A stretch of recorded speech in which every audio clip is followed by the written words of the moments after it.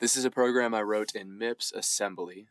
This is one of my assignments for a class of mine, and basically you are writing a Fibonacci sequence, a recursive Fibonacci sequence, and you do it in MIPS. This is like basically what I wrote, but this is obviously in Python. So there's a few different, these are kind of just the requirements. But over here on this side of the screen, here's my code. Most of the important logic all happens inside of here.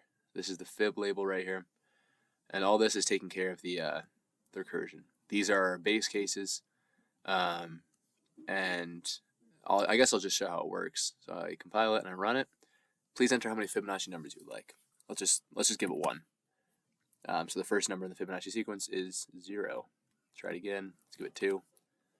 And for each number that you type in, it gives that many lines, and each time it goes, like each line has one more number in the Fibonacci sequence than the previous. So if I type in like 8, obviously it'll give that many lines. And you can see like the last line has the complete sequence. So I'm printing the array each time I go through the recursion. We'll just do a bigger number just so you can kind of see how it works. It does get slow after a while, so maybe let's do 20.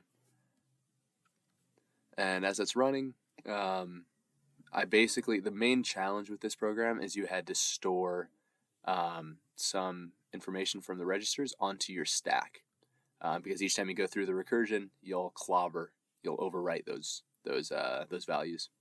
So it took me a while to figure out how to do that, but like as you can see, I make space on the stack for them. I put them up, and then I bring them back after I recursively call the fib function. But yeah, that's my code. Recursive Fibonacci sequence.